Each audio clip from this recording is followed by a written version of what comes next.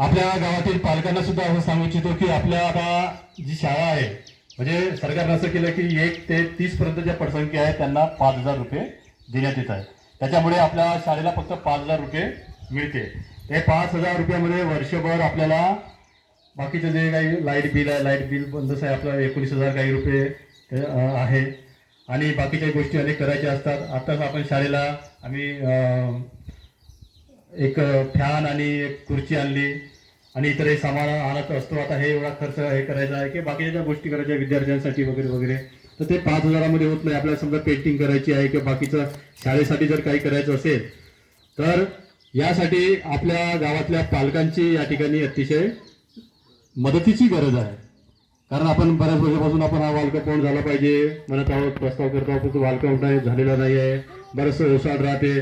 तरी मागे आपण ताराचं कुंपण आपण त्या ठिकाणी केलेलं आहे, जेणेकरून जे उन्हाळ्याच्या सुट्ट्यामध्ये गुरेढोरे येतात, शेळ्या मेंढ्या येतात आणि सगळं नासधूस करून ठेवत असतात. त्याच्यामुळे आता कोरोनाच्या काळामध्ये सुद्धा आपल्या शाळेमध्ये चांगल्या प्रकारे फुलझाडं त्या ठिकाणी झाले होते, फुलं होते, मुलं पाणी टाकत होते. कारण हे आपण ताराचं कुंपण केलं त्याच्यामुळे, आणि त्याच्यामुळे आपली शाळा थोडी चांगली दिसत होती, फुलं दिसत होते आणि फुलं चांगले दिसत होते. त्याच्यामुळे मुलं सुद्धा आपल्या शाळेमध्ये येत होते.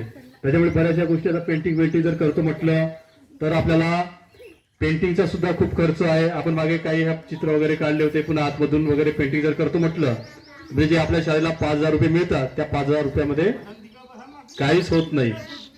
त्याच्यामुळे जे मुलं येतात त्या मुलांना शाळेमध्ये दिसल्यानंतर भिंतीवर जर काही चित्र दिसले, लक्ष आहे मी बोलतो तर, शाळेमध्ये जर काही जर चित्र दिसले तर चित्र ते दिवसभर ते वाचत राहतात. म्हणजे समजा पुस्तक जर नाही काढला भिंतीवर, जसं आता हे आपण काही असे लिहिले, काही गावातल्या भिंतीवर मागे आपण कोरोना काळामध्ये लिहिले होते. आपण शाळेमध्ये जर चित्र जर काढले, लिहिले इंग्रजीचे, मराठीचे, तर ते मुलं वाचत राहतात, म्हणजे त्यांचा अभ्यास होत राहतात. परंतु ते पेंटिंगसाठी वगैरे बराचसा खर्च येतो. कारण एक जर चित्र काढतो म्हटलं एवढं चित्र, तर हे 2-3 हजार रुपये तो पेंटर घेतो, त्याचा पेंट आणि ते सगळं फुटाप्रमाणे.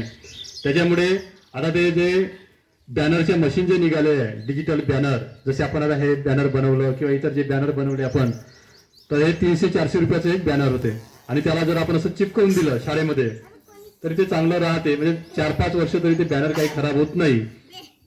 त्याच्यामुळे मला असं या ठिकाणी मला असं वाटते की जे आपले शाळा व्यवस्थापन समितीचे जे काही सभासद आहेत किंवा गावातील जे काही प्रतिष्ठित व्यक्ती आहेत, जसे पाटील साहेब आहेत, इतर मंडळी आहेत, गावातील इतर जी मंडळी आहेत, त्यांच्याकडून जर त्यांनी आपल्याकडून समजा 1 किंवा जर 2 बॅनर दिलं शाळेला सप्रेमेट, त्या ठिकाणी आपण ते चार्ट बनवू आणि ज्यांनी दिलं त्याचं त्याच्याखाली आपल्याला नाव लिहिता येईल. सौजन्य, जसं पोलीस पाटील साहेबांनी जर दिलं तर आपण एखादा चार्ट बनवू आणि खाली त्यांचं नाव लिहू, सौजन्य रामचंद्रजी सहारे, पोलीस पाटील बरटघाट. समजा प्रभाकर भाऊनं एखादा बॅनर दिला म्हणजे 300-400 रुपयाचा तो बॅनर होईल, 300 किंवा 400चा.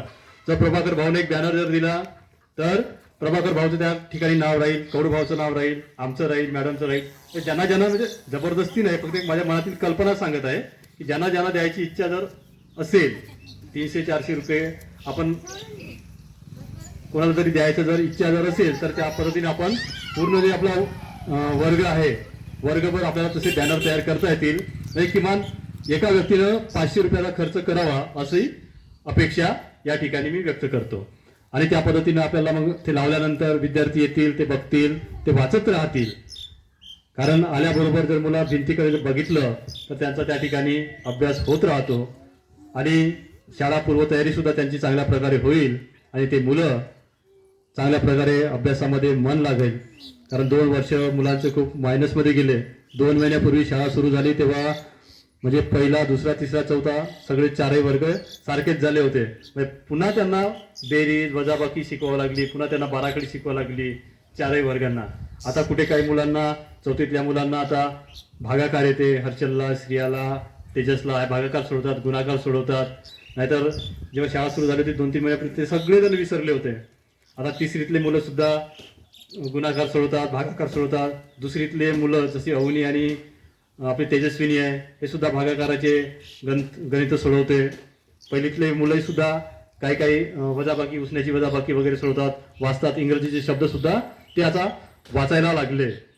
त्याच्यामुळे पुढच्या वर्षी जे आता मुलं येणार आहेत, 6 मुलं, त्या मुलांचा अभ्यास चांगला झाला पाहिजे, त्यासाठी आपण ही शाळा पूर्वतयारीचा मेळावा या ठिकाणी आयोजित केलेला आहे. त्यासाठी आम्ही तुम्हाला 6 मुलांना, त्यांच्या पालकांना पुस्तकं देणार आहोत, कार्ड देणार आहोत. त्यांची